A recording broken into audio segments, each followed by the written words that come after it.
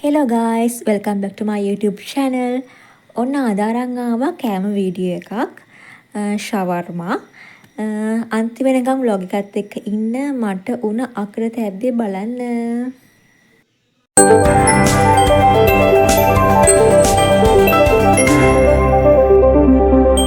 ෂවර්ම එක හදන්න ඕන කරන රොටිය සෝස් එක ෆිලිං එක හදන හැටි මම කියලා දෙන්නම්. අපි යන් ඉස්සෙල්ලා කොහොමද රොටිය හදන්නේ කියලා බලන්න.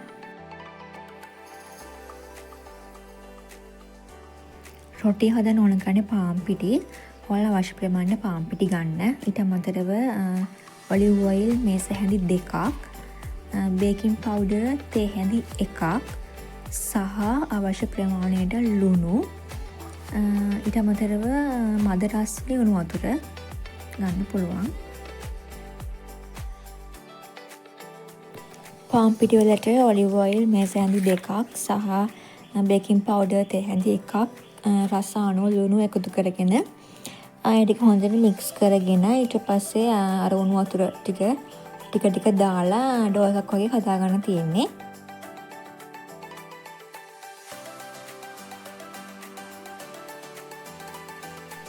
මේ මම හදාගෙන ඉපු ඩෝ එක මේක විනාඩි 2ක් විතර වගේ අනාගත්තම ඇති. වැඩි යන්නත් එපා. ඊට පස්සේ අර අතේ අලෙවෙන්නේ නැති ගානට තමයි මේ ඩෝ එක හදා ගන්න ඕන අපිට. මේ ඩෝ එක විනාඩි 15ක් විතර පැත්තකින් තියලා අපි යන් ඊට පස්සේ කොහොමද සෝස් එක හදාගන්නේ කියලා බලන්න. සෝස් එක හදාගන්න මම ගත්තේ යෝගට්. ඔයාලට පුළුවන් ඕනනම් කර්ඩ් ගන්න. හීනෙට කපාගත් සුදු ලුණු, දෙහි ස්වල්පයක් සහ ලුණු ගම්මිරිස් අවශ්‍ය ප්‍රමාණයට ඔයාලට ගන්න පුළුවන්. ඊට පස්සේ මේ ඔක්කොම මේ යෝගට් එකට දාලා හොඳට මික්ස් කරගෙන සෝස් වගේ හදාගන්න තමයි තියෙන්නේ. හරිම ලේසි මේක. මේ යෝගට් සෝස් එක තමයි අපි ෂවර්ම එකේ ගාන්නේ. ෂවර්ම එක ඇතුළට පුළුවන් මම ගත්තේ එළවලු. ඔයාලට පුළුවන් ඕන මීට් වර්ග ගන්න. මම ගත්තේ කැරට්, තක්කාලි, ලේක්ස්, ගෝවා, ලුණු වගේ එක. මේක ඊට පස්සේ භාජනයකට මේ ටික දාගෙන ලුණු, ගම්මිරිස්, දෙහි රස අණුව ඕල එක දාගන්න. දාගෙන මික්ස් කරගෙන මේ තියාගන්න තමයි තියෙන්නේ.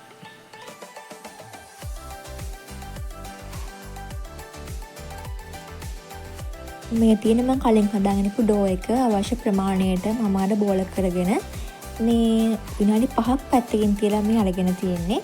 ඊට පස්සේ ලෑල්ලකට පාන් පිටි ටිකක් ඉහලා අර හදාගෙන බෝල ටික අපිට මේ තුනී කරගන්න තියෙන්නේ රොටියක් හදනවා වගේ.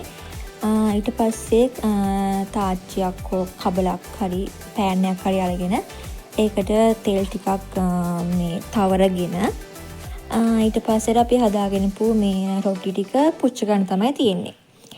ඒක සාමාන්‍යයෙන් වැඩි වෙලා පුච්ච ගන්න නැහැ. විනාඩි 2ක් 3ක් අතර වගේ මේ පුච්ච ගත්තම ඇති මේක.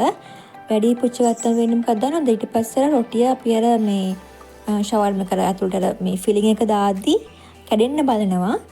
මගේ එහෙම වුණා නිසායි කියන්නේ වැඩි පුච්ච ගන්න යන්න එපා මේක.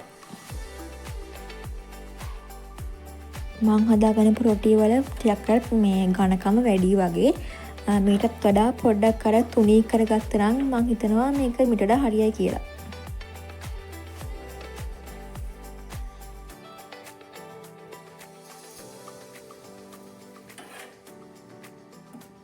මේ තියෙන්නේ මං හදාගෙන ඉපු රොටි ටික. එක හැඩතලයන් වලින් පෙනේ ගණන් ගන්න එපා. මේක මම ෆස්ට් ටයිම් තමයි try කරේ.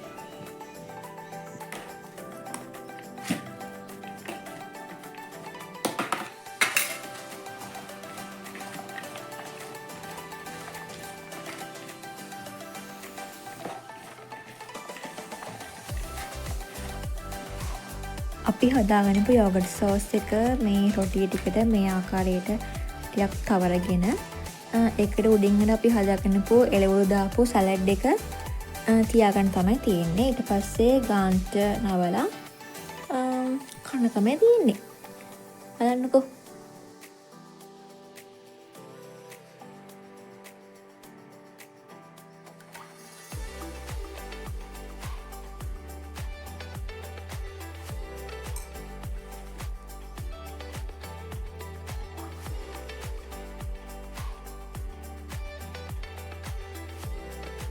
මේ විදිහට ෂවර්ම එක වල ෆිල් කරගෙන ඊට පස්සේ අපි අර මේ පෑන් කේක් හදද්දී කවරේට නවන්නේ අන්න ඒ වගේ මේක නවා ගන්න ඕන මේ ආකාරයට.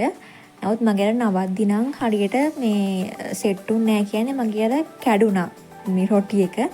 මං හිතන්නේ ඝනකම් වැඩි වෙලා වෙන්නේ නැති. මේ මට හරියට ආවේ නැහැ මේ ෂවර්ම එක. නමුත් රස නියම ගානට තිබුණා.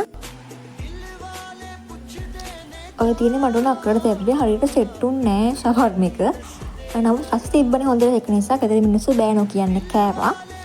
මේ ඉතින් අදට මං ගිහිල්ලා එන්නම්. ඔයාලත් මේක try කරලා බලන්න. හරියම ලේසි හදන්න. මේ ඉතින් මාව subscribe කරලා තියාගන්න. මේ වගේ ලස්සන වීඩියෝස් ටික බලන්න පුළුවන් මේ ඔයාලට ඉස්සරහට. ඉතින් මං ගිහිල්ලා එන්නම්. බයි.